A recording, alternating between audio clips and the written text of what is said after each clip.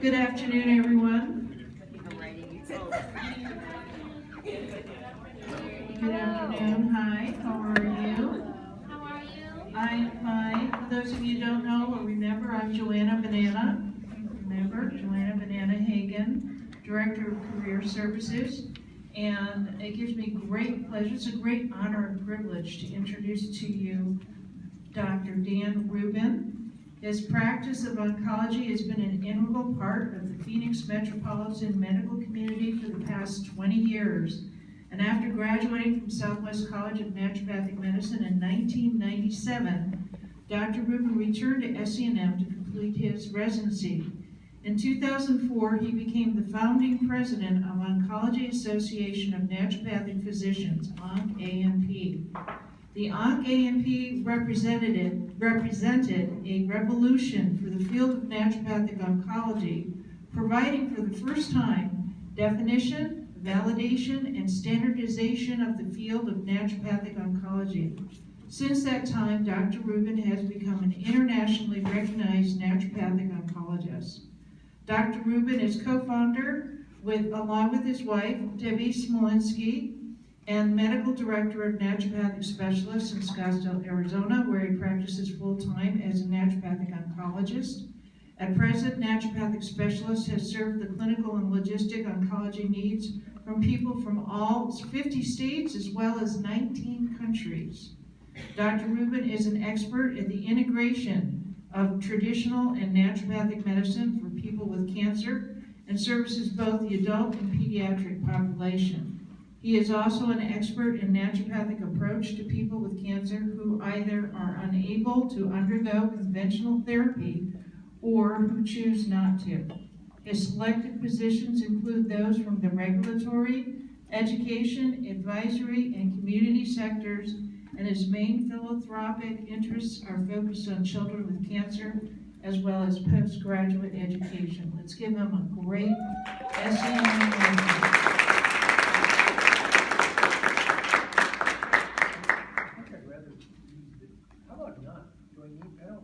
You need to talk into the microphone for the taping. This is gonna work? They never do. They never do? My batteries, they die about every time. Yeah, there's no batteries. Alright, well, here, you can use this. In the meantime, I'll see if I can get batteries All for right, you. well, thank you for that intro. So, if you're Joanna Banana, I used to be called Danny Banani. I mean, you think of that, a long time, but not now. Three bananas need to stick together. Right. So my intro was, hi, I'm Dan Rubin. I'm a board-certified naturopathic oncologist, and it took me 20 years to get here to talk to you today.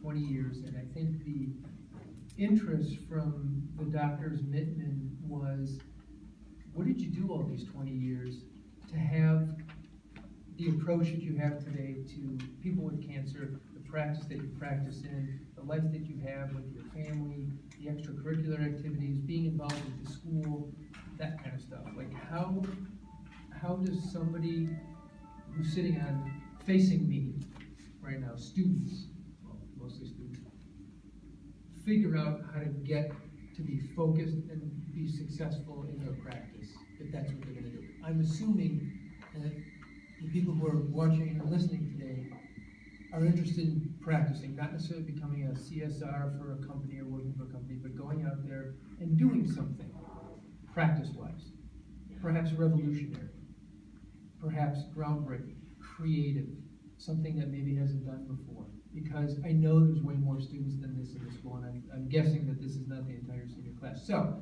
how many people here are in their 4th year? Wow.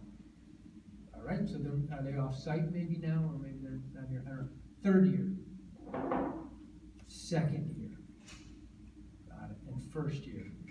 Good for you guys. Good. Thank you for coming and listening to something that may be of importance early on in the career, because I'm going to switch your room real quick.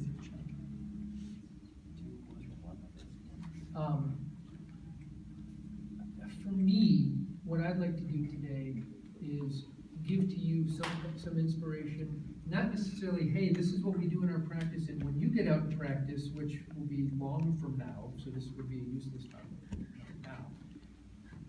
You know, what can you do in practice? How do you charge patients? How do you go out and market? That kind of stuff. That's not today. Today is about how do you figure out how you're going to get to that point, and then you can figure out all that stuff. What's important about deciding what type of naturopathic physician you want to be, and how you're going to get to the point to where you can graduate, open your door, and do what it is that you want to do. The field of naturopathic medicine is ripe. It's on the cusp of becoming even greater than it is. Remember, I graduated from here 20 years ago, so I was number 2 class out of here. My wife, Dr. Debbie Smolinski, who still works very closely with the school, she acts as president of the board of trustees of Southwest College currently, so we're very much involved with the school. Started in the very first class. In fact, she was the 3rd employee of the school before they even brought students in. She knew what she wanted to do, that she wanted to be a naturopathic doctor. She knew that fact, so she got employed, and then she entered the school. We graduated together in 1997. So this is 2017, so we graduated in August, so we just surpassed our 20-year mark.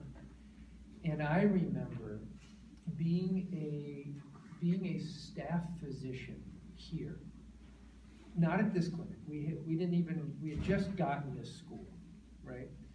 I had my last quarter at the classroom building, the racquetball court one. And this didn't exist, right? This was an old building that wasn't even in use. And I don't even know what the clinic was. I think that was just an office building, and then there was a parking lot. And we had our last quarter here, but before that, when we started off, I don't know if you know the history of SCNM, but we started off in the Palliative neighborhood at Osborne and 68th Street in Scottsdale. I live right next door. And I came here from Chicago, and that's where I went to school. And then we went to school at the old clinic, which was McDowell and Hayden, which was the very first clinic. Got to watch that being built. And then we had our classroom there. It was highly convenient. And then we got to come over here. And I know Dr. Mittman and Dr. Mittman wanted me to talk about what it was, what steps it took to get into, think about even being a naturopathic doctor. And I come from the North Shore suburbs of Chicago, and I don't know that anybody had ever heard of a naturopathic doctor there, including my parents, because when I decided I wanted to be a naturopathic doctor, I got sent to a psychologist. And so luckily, there you go, thank you. Luckily, I had just graduated with a degree in existential philosophy. So I was sort of trained to argue, and there was a great argument, and I think I came out of that psychology appointment. It's a funny story that my family still tells, with the doctor saying, well, I think he's okay. There's this thing called naturopathic medicine. This will be much better, so I don't have to hold with my hands. I know this is a little TED Talk but hey, maybe one day, right? Maybe one day. So what it took to actually get interested in naturopathic medicine, or even realize that there was this thing out there called naturopathic medicine, is actually really, really relevant to what I do. And that's why I'm going to tell you about it. I'm sorry that I don't know how to use this, you guys. I apologize. And I had come from the University of Iowa, pretty close to Chicago, entered, in the aspirations of going into business school. That kind of didn't work out. So then psychology, literature sciences, and the arts, and finally realized that I liked to create, and I liked to argue. I really like to think really deeply about things, because I don't believe a lot of stuff. We're not going to talk about religion. We're just going to talk about the fact that I really like to argue, which you should know that every day, every time, in front of a patient, I create an argument for what I'm going to do for their treatment and why I think they're in the condition that they're in. That's my argument, every day, right? This talk today, totally unscripted. Couple notes of, hey, some thoughts from Dr. Mittman, Paul Mittman, and 20 years of my thoughts of what I've done, and then hopefully some questions from you in about 10 minutes when I'm done talking. It's unscripted, and why? Because every time I sit down with a patient, it's unscripted. You can decide if you want to practice with checklists. That might be more efficient for you. But every time, every patient, I type something de novo, blank slate. Pull up my letterhead on my computer, put it on a screen in front of the patient, and I type the date, and I type their name, and then I type everything out in front of them. So take typing if you haven't taken typing, because that's what made me more efficient. But every person that comes into me and sees me, I don't have a checklist. I have knowledge of how I want to approach somebody and an idea, but I don't do any of that until they tell me their story. Why is their story so important? Well, I was taught that if you listen, they're going to tell you what their diagnosis is. So you got to be a thoughtful listener and engaged. You got to do that, right? So that doesn't mean that you're looking at your computer unless you're kind of typing. Nowadays, you have to type what they say because this is electronic health records. You can't just like scribble little notes, right?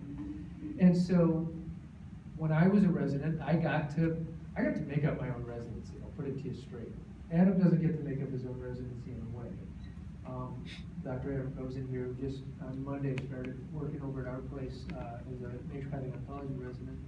But I got to make it up.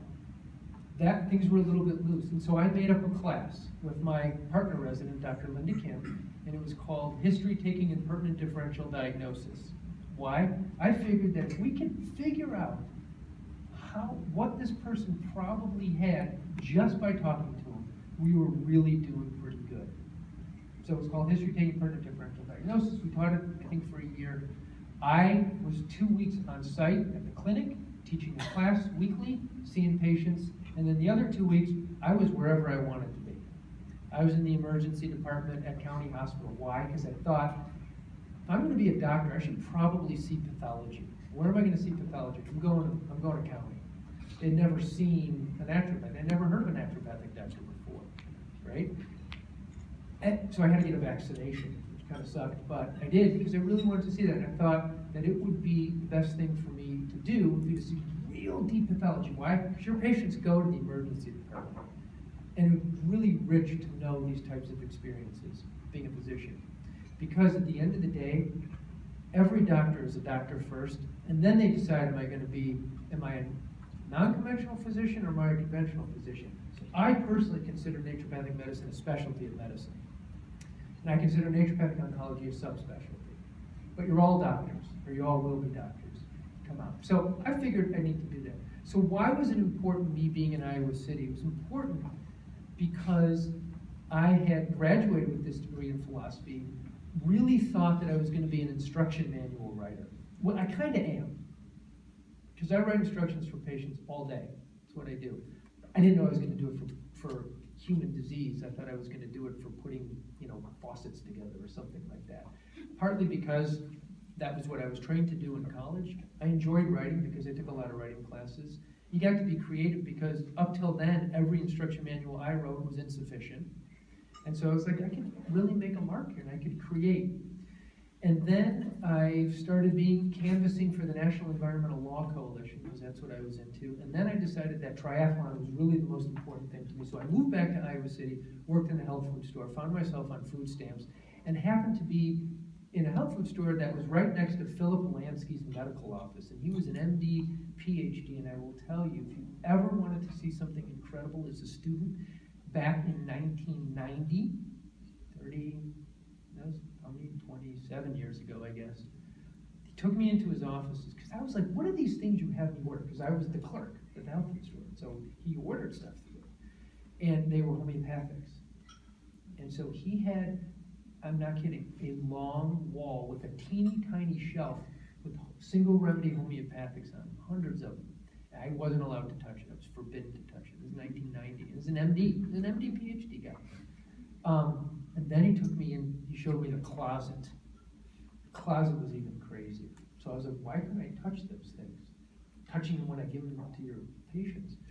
And then the closet had Chinese herbs, dried snakes, dried frogs, like real stuff, because he was married to a traditional Chinese herbalist. He was making Qigong videos back in the day.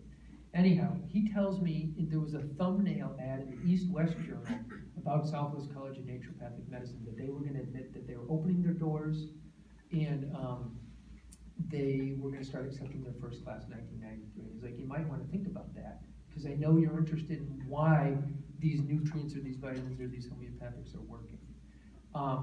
He, with all his might, tried to convince me to go to medical doctor or osteopathic doctor school and then do sort of natural stuff, because that would be a better way and probably make more money.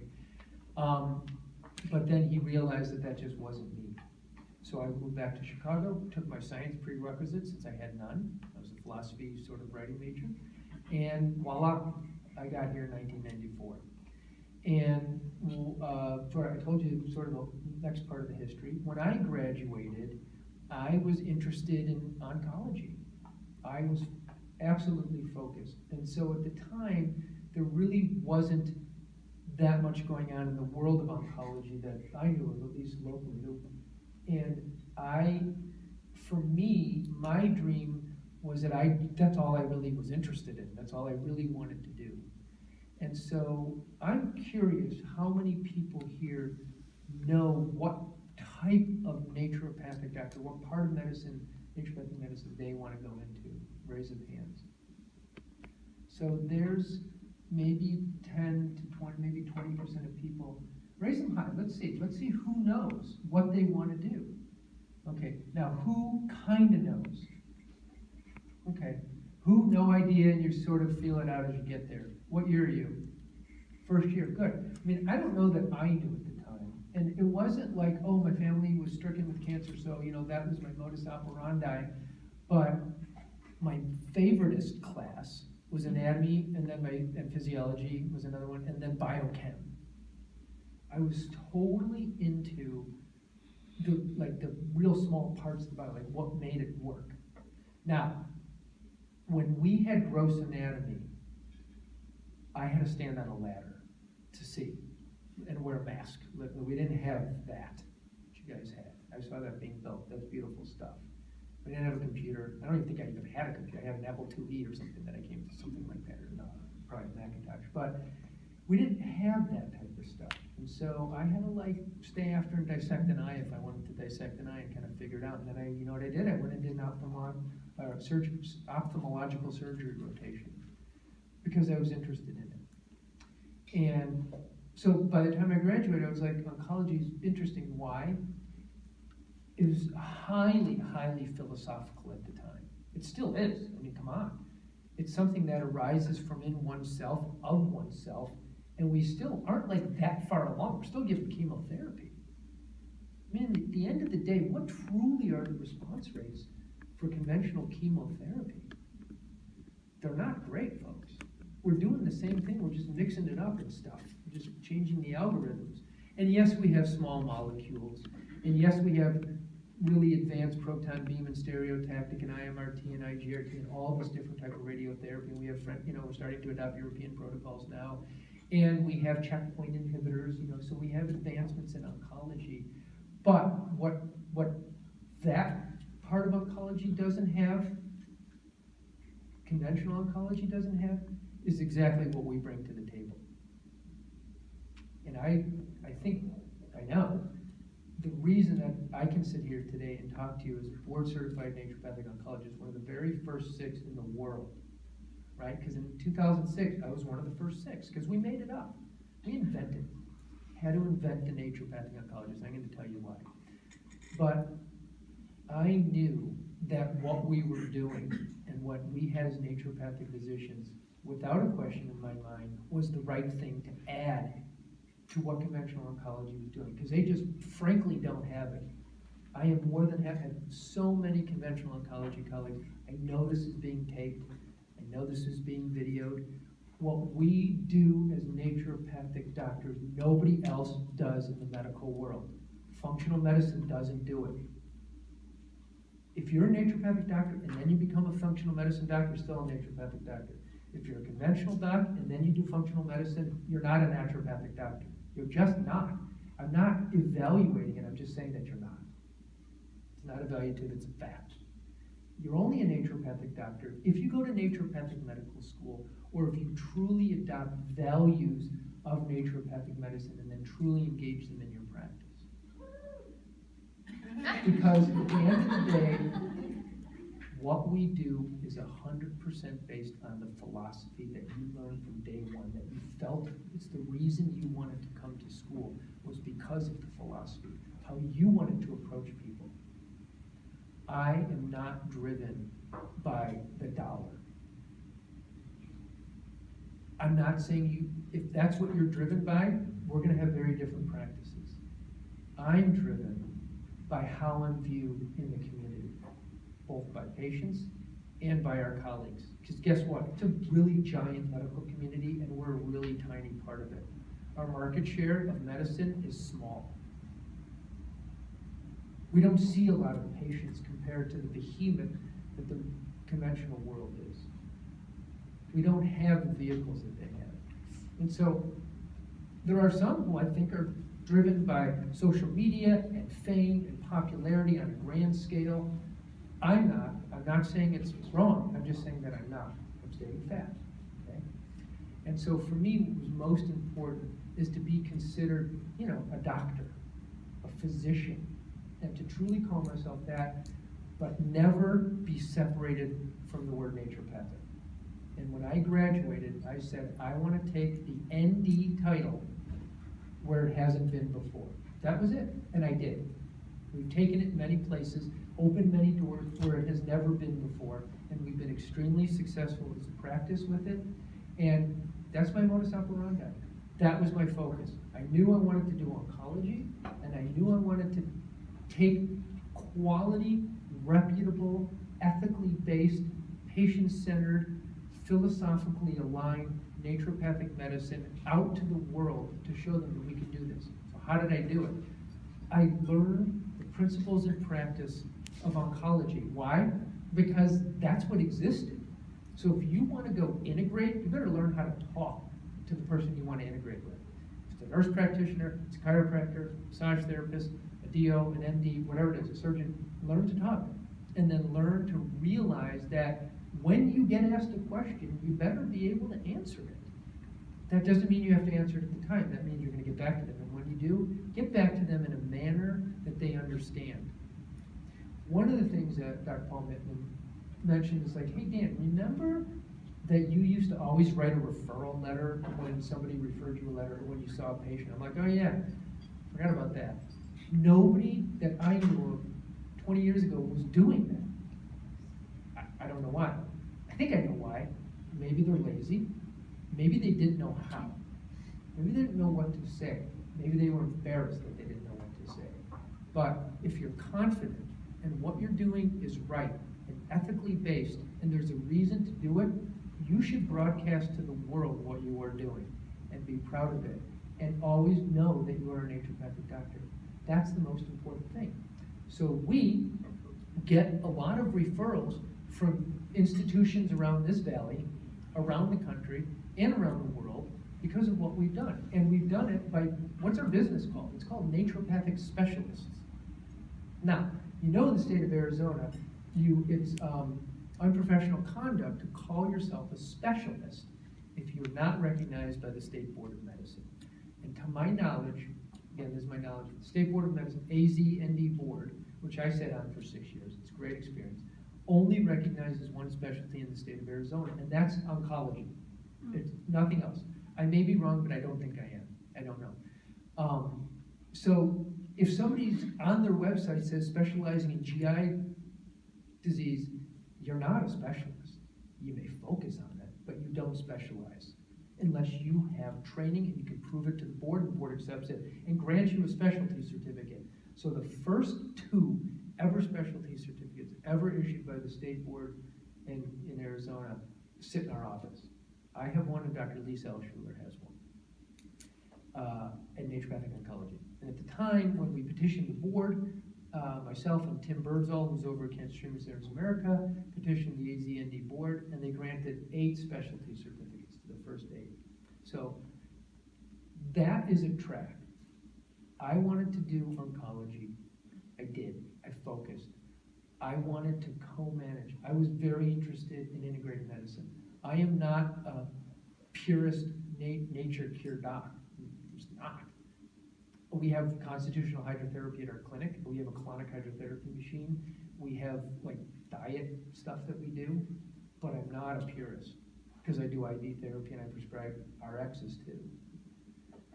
One of my great inspirations was a pretty big purist, but not me. So I'm not that, and I never pretended to be that, and I never tell anybody that I'm that. I'm integrative. I believe that naturopathic medicine has a role, has a seat at the table of medicine. That's why I believe that everybody graduates medical school as doctors. I don't care if it's doctor of chiropractic, doctor of osteopathy, a doctor of nursing, doctor of education. You're all doctors, which means something. And you become, but then people are physicians that deal with human disease or human wellness. Then you specialize. That's why we called it naturopathic specialist, because we specialize in naturopathic medicine. And that's where, to me, I wanted to broadcast to the world that this is a specialty of medicine and that nobody else is a naturopathic doctor except those who graduate from a CNME accredited or candidacy approved school. That's it. We're not naturopaths. Remember, the World Health Organization distinguished us from naturopaths. We're naturopathic doctors. Naturopaths are traditional healers, naturopathic doctors. That's what I believe, and I believe fully in integration. Everybody here doesn't have to. You just have to believe in something. And if you believe in something and you really want it to happen, the most important thing I can tell you to do is to go make it happen. Don't wait for somebody to make it happen for you. You can learn from people. You can be a resident. You can learn from people. But you need to go make something unique happen with things. And I said, I think one of the highest values, I can't say precepts because you have 6 precepts. I think you still have the flags lining your halls. That was our class gift, I believe. I think we gave those flags in the school. But one of the greatest things that you can do as a naturopathic doctor that not a lot of licensed physicians in this world can do is create. That's what I cherish most, is that I can sit at a table and I can create. And I can argue my creativity. Great arguer. But I argue the premises. So remember that one of the greatest virtues of being a naturopathic student or a naturopathic physician is your ability to create. I've argued I'm pretty vehement about it. I don't take any crap any longer, okay? Maybe when you're younger and you're trying to figure out and, get your feet, get solid on the ground, get some traction. But I know what I do is right. I know it. I've been doing it 20 years. So I know when I'm right, and I know when somebody else isn't right. And that's important. Because there's other people out there who may tell you that what you're doing isn't right for the patient, but they aren't right. They need somebody to tell them that they're not right. That's where your senior physicians come in. That's what we're around for.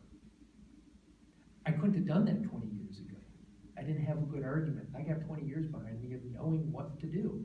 So the last 3 physicians that I had to have a discussion with, I remember one really wasn't very discussionary. It was sort of me being like, are you kidding? You told that to my patient?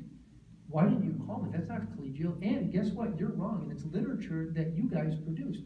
Oh, well, so I could get into that, but I am. The point is to inspire you to know when you're right and to tell people who aren't right, even though they may be telling you that you're wrong, that they're not right.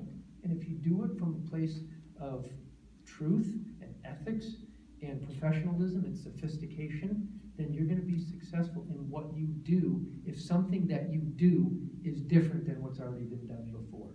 Not everybody is going to do something different.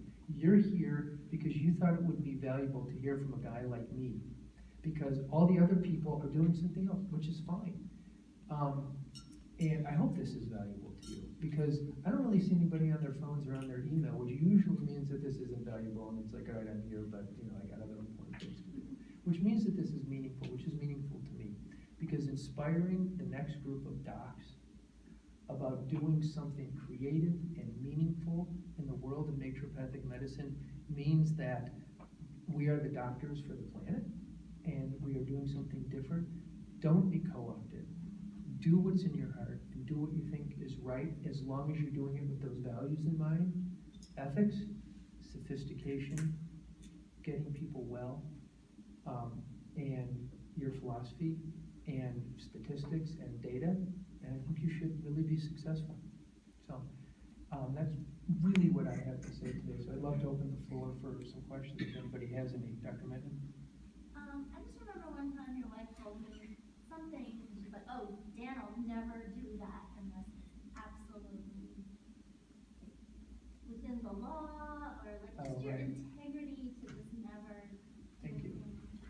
Yes, that's the ethics part of me. There's a few things that some may think are limiting for me is, I follow the law, okay? So like, guess what? Like, there's people out there who might be ignorant of the law. Does that mean it's right to do? Does it mean it's wrong to do? That's an ethical question if you don't know. But should you, as a professional, licensed by a board, is it your responsibility to know your law? Yes, it is, and therefore it makes it wrong to do, in my eyes. Okay, my father was a lawyer, what can I say? But he forbade me from being a lawyer, so I wasn't allowed to be a lawyer. So for me, if I know I can't, if it fits into the gestalt or the meaning of the rule or the law, you can do it. But if you can't, you don't do it. And I have these discussions, and that's why I believe we get so many referrals from our colleagues that are not naturopathic doctors, right? And so that's just very meaningful to me. For me, is you will have a license, and that license is meaningful. You should respect that license because it could get taken from you. Because I've taken licenses before for people who broke the law. I sat on the board for 6 years, and it's not an easy thing. One of the hardest things to do is have your colleagues before you, especially because I've been around here for a long time. I kind of know a lot. Okay? I do want to make one point. I want to make a point about specialization. Not everybody agrees with me in this profession, and certainly they didn't agree with me in 2004, which was 13 years ago when we announced the ONC-ANP. So in about 2003 or 2004, when I wasn't, my history was, blah, blah, blah, blah, blah, doing stuff. All right, 2003, I quit my job. I had a job. We started this really big cancer treatment center here in Tempe, doing all kinds of stuff that you just can't do anymore. The laws and licenses have changed, okay? But we were doing it, and it was fine. It was no problem. And it was really high and very creative stuff. Then I started to work at home, and I started sort of a private medical consulting thing out of the house. And then Debbie and I had our first child, and she's like, all right, you need to get out and go get an office. And at the same time, Debbie, I believe, was working here. Debbie Smolinski had started the Women's Integrated Medical Department here at the college back in, when we graduated, back in 1997 or 1998, something like that. That's what she did, all women's health focused. And so we started our own little practice. And at the same time, I had called my buddy, Jason Harmon, who's a naturopathic doctor in Anchorage, Alaska, said, hey man, what do you think about getting a specialty together? You know, why? Because the law was in existence that you couldn't call yourself a specialist if you didn't have recognition by the board. So how was I, under oath to protect the public, supposed to protect the public? If I was 100% oncology, and the person down the street from me saw maybe 5 people with cancer a year, how is that protecting the public? The only way I thought to do it was to start the Oncology Association and go through the track to call myself an oncologist, because at the end of the day, it's what I was. An oncologist is somebody who sees people with cancer, right? And so I was such a believer, a heartfelt believer, and I still am, in this specialization in naturopathic medicine, that I absolutely 100% believe that it is what will let this industry thrive and survive, is specialization. And I know there's people in here who believe it because we talk about it together. I believe it. You don't have to be on equal footing as me. And in 2004, when my friend Jason Harmon and our board of 7 people introduced the Oncology Association of Naturopathic Physicians to the AANP as an affiliate organization to the AANP. We had, I think, 54 members in attendance at the time. There was a lot of complaints and a lot of people, a lot of naysayers who was like, this is going to be the disruption and the de-evolution of naturopathic medicine, because they believed that nature cure was the way, and that specialization annihilated nature cure. And I absolutely see it the other way. I use nature cure every day in my practice, but I use it in a way specifically geared to the person with cancer, because we are now so much more deep into the knowledge of the different diseases that in some ways I think there's a real ethics challenge in treating people with cancer when you're not a specialist. And I say in some ways. That doesn't mean that a family practice MD can't work on diet and do certain supportive things, but they better know the chemotherapy, because if you screw it up, that's not ethical and you're not doing your patient a favor. If you don't understand the mechanism, the course of the disease, especially when your patient is looking to get answers from you that they're not getting elsewhere, to me, you're breaking the law, and you better do a self-check. So I am passionate about specialization because I believe it protects the public. Anyhow, next question. Yeah. It's actually 2 questions. One, I got distracted when you were saying that you went through training and then you set up your board. Where did you get your training for the specialization that you wanted to do? Was that through the MDs? And then my second question was, when we've been visiting MDs, I've been visiting MD offices, and a lot of them have said that when you might have an interest, like you asked us before about our interest in what modality, that you might have that interest coming out of school, but that your patients really dictate what your focus is going to be. How did you maintain your Sure. focus on Okay. those topics? So the first one you asked, I didn't get any formal training. I didn't mean to say that if I said that I got formal training. So I had people that I had mentors, I had people that I asked, but there was no formal training. Nothing existed. It didn't exist.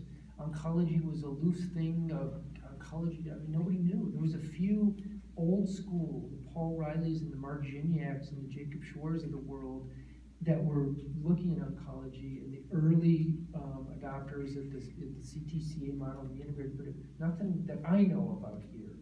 And it was by using the values and the interest that I had is how I approached it. And that's when we started the OnCAMP, out of need to protect the public, period. I took an oath, and so I'm making good on the oath. And then the other was that your patients dictate. No, I would argue that they are wrong, and that is somebody who's really not focused, and they let the patients decide what their specialty or their focus was going to be. Not me, because you want to know what? I started with, guess how many patients? I started with 0. Yeah. I started with 0. And then I remember my first patient. And I only took people that had some way of diagnosis with cancer. I dictated it. So it depends. You can go blindly into medicine and say, let me see what the world brings me, and that's not wrong to do. It's just not the focus that I chose. And it may be successful and it may be not be, and I don't know who told you that, but I'm here to talk about how to figure out what you want to do and then how to go about doing it. And it's remembering that you go get it. Look, I am right now building a brand new practice. I'm 20 years in, and we started a brand new practice 2 months ago in Flagstaff, Arizona. Thank you. Why? Because our clinic, naturopathic specialist, partnered with like a great Southwest College graduate named Amber Belt. Some of you may know her, who practices in Flagstaff, highest level of ethics, skill, etc. And we had seen people from Flagstaff, why, and Sedona, why? Because we reach far in terms of quality naturopathic oncology, and realized together that we have been looking at Flagstaff too, because I love Flagstaff, I'm a trail runner, our family loves Flagstaff. I mean, it's great vibe. So when she said that she was starting a clinic and do we want to be involved, we wanted to bring naturopathic oncology to northern Arizona because it's not there, and they have welcomed us with open arms. So and now I have to build it. I have to go do talks again. I have to go market. Yesterday, Adam and I were at the cancer center meeting with the nurses, right? Hitting the ground again at ground 0.5, not at ground 0, because I've got rep, right? I've got street cred up there, but still hitting it. So anyhow, it depends on who you want to dictate. You can do it yourself. Next question. Yeah. So it seems like you would argue that specialization is the way we here could help the naturopathic community most. So like we would need to create more specializations. So I would argue that that's not necessarily true. I don't really need to create more. I think you need to, if there is one that's been created and that's your interest, then you need to become a member and help it grow. And I'm not just a doctor. Like, I'm involved. I'm on boards and I give back and I give money and we take residents and we teach students and we have Bastyr students at our Flagstaff clinic a couple weeks ago. We do all kinds of stuff, and like I said, my goal is to take ND where it hasn't been before. I'm a consultant, I do things. And so there's some other boards. The OnCANP is the furthest along of the specialty boards. It's not as old as like the DHANP, which is the homeopathic board, but it's a different board. It's not, homeopathy can infiltrate all types of medicine, oncology, endocrinology, etc. Oncology is a specific focus of medicine. You bring everything else into that. There's the endo-AMP, the gastro-AMP, the ped-AMP, the ortho-AMP. There's like stuff that's already happening. I don't really know how far along they are. I believe that they all have very similar or the same executive director. But no, we can't only be specialists. We have to have family practice and general practice doc. I am so upfront with my patients where my skill level ends. I told you, I wasn't based on the dollar and I'm not based on greed. So I can tell you what I'm not good at, and I tell my patients that, but what we need is general practice docs who refer for specialty. The conventional world, in whatever way you want to view it, is still successful because it's the bigger model than us. Fair enough? It's the world of medicine, and they refer for specialty. Why? Because the generalists know that they don't know how to treat the person with cancer, or the complex endo disease, or certain things. And neither do we. Unless you're a nature cure person, you think you can do everything. And if you do, I have a problem with that. I'm only in it 20 years, I get it, I'm not a 40-year, but I don't think I'm wrong. You can't do it all, and it's not fair to the patient. That's my belief. If there's I don't think you can start a specialty right out of school because you don't know anything, and that might not be your focus. But you can, Drew, I think was in your school, helped launch one, but brought on senior physicians like the ortho-AMP. I remember he, consulted me about how we wrote our manual and our bylaws and stuff. So, the OnCANP is a 501c6 business league, right? It's not a charitable organization, but we have bylaws. It's a recognized entity, and it is a known affiliate to the AANP, and is recognized by the AZND board. Like we did it, right? So I believe if you can focus and specialize, that you should, and I believe that the profession needs to support it more. It just hasn't done it yet, but that doesn't mean it won't. All right, you good with questions, or do we have to go? Over there, yes. So just thinking in the future, do you think there would ever be a need for a family practice, like a board certified family practice doctor? Do you see that ever coming about? Or? We graduate as GPs, right? We're just general practitioners, and so, yeah, I would feel really comfortable knowing that that's all somebody does, and that they're not just gonna take anything that comes in the door. That makes me feel comfortable as being my doctor, that's the thing, is you have to get out and make a living. And some people, like I said, will go work for a company and they might not want to practice, but they're still being a naturopathic doctor. And some people want to do family practice. No way could I ever do family practice. It's way too difficult for me, admittedly. And so I think that would be great. And I think it would really help our profession with its, claws in the ground, stay with traction, because then we're doing that. Okay, next question. Two of the biggest things I'm concerned with going into naturopathic medicine are patient accessibility, more financially. Because a lot of places are cash-based, which is great, but a lot of people back home just can't afford that. So between that and then also a lot of people just being misinformed and not having knowledge of what we can do, what are your biggest strategies at helping those two? Oh, okay, so the first, let me get a question. About how to afford naturopathic medicine. Making it accessible to people, but then also you're just getting the word out. So getting the word out is you just do. You just do. What do? We went to the cancer center, we handed out cards. Adam and I had a break, so we walked around town and we went into winter sun, we went into the store, we shouted that we're naturopathic doctors. You just do it. You just go out there and do it. Get on the radio, be pushy, do things. There are a ton of people that are lazy and just don't go do it. So you just get an idea and you do it. I really don't know any other advice. Been on the radio, TV, and what? We're starting a new practice now. It's not like I have that much energy. I mean, I'm still kind of like adrenally shot and stuff, but even though we don't know if that's a true diagnosis, but you just get an idea and go out there and do it. Especially somewhere where it hasn't been before. Go talk at ASU. Go talk at a community college. Who's done something new. Go to the physical therapist and say, hey, guess what? I'm really interested in sports medicine, and I have a body comp machine, and I'd love to offer free body comps to your people. And I'll tell you what, why don't I come in here every Saturday, because I got nothing to do. I'll build my practice. I'll bring my body comp machine over and run free body comp. I'll do it for $10. Just let me in the door.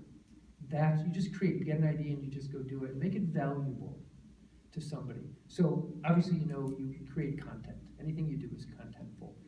That would be my best guess. And that I remember like back in the day when I graduated, it was like, do we put an ad in the yellow pages or not? Like that was like the thing. Or do we put an ad in the print? And it was like, you know what? I'm not spending money on that. Money is time, right?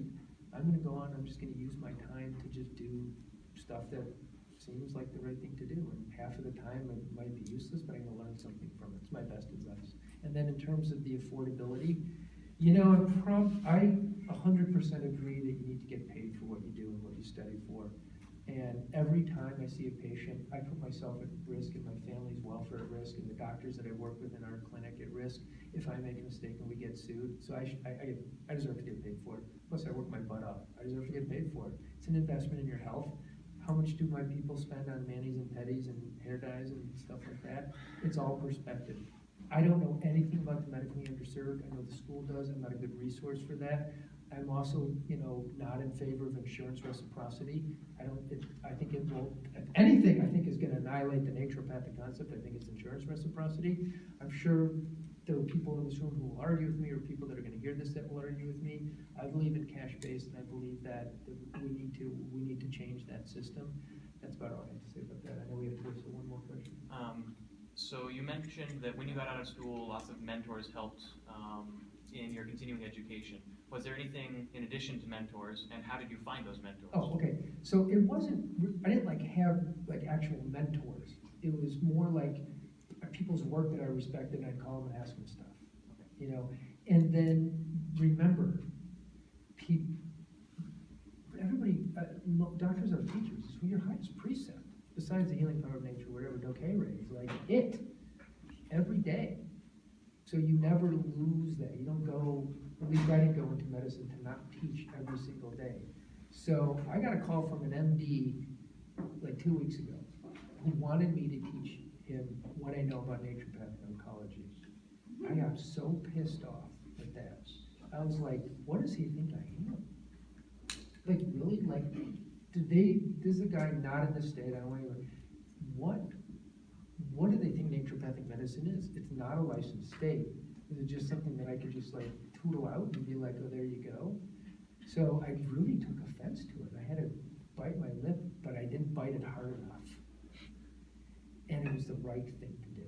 I knew it was. And I'm like, tell him, if I teach you how to do IV blah, blah, blah, and you screw up, guess who's liable? if they have a good lawyer, they're gonna call me, because I'm the one who taught you how to do it. I better be paid for that, I better make sure I know who this guy is, right? Always, you better have malpractice, you guys, I don't like no malpractice, not fair to your patients. Don't let anybody tell you that, oh, if you don't have malpractice, then they can't come after you. They're gonna come after you. That's not fair to your patient. Anyhow, I'm thinking about my malpractice, I'm thinking about my welfare, and then I'm like, well, what do you mean, like, tell you what? I go, tell you what lab tests I order? That's gonna be meaningless. It's how you interpret them, not what you order. What you order is 10%, how you use it and interpret it. There's a story. If you don't have a philosophy and you don't create, you can't get to where you wanna be. I can't get to where I wanna be. And so I was like, okay, I'll send you my email. Like, that was it. A little pissed off. And then like 4 days later, I get an email, the craziest thing. I had a patient of yours, the day after I talked to you, come in, who you hadn't seen in 4 years, and just happened to bring me your protocol, and now I see the sophistication with which you practice, and I really had no idea the depth of what you do. I don't even remember what question I was asking. Mentors. How do you get your mentors, and how did you get that content? I went and got it, because there was no manual. There wasn't anything. I don't have a book. I mean, there's a couple textbooks coming out on naturopathic oncology. I know you guys gotta start from somewhere, but it's all about putting it together. All the pieces, we have all the pieces that we have right now out there, but it's really, you gotta put effort into it. And one doc told me, midway through school, I took a 3-year track, which they no longer have here, so I got out in 3 years. And I remember halfway through, they're like, and I still think, oh, you think school is hard? No way. He's like, you gotta fall asleep on your computer every night. And you're really efforting to do something good for your patients. Okay, thank you.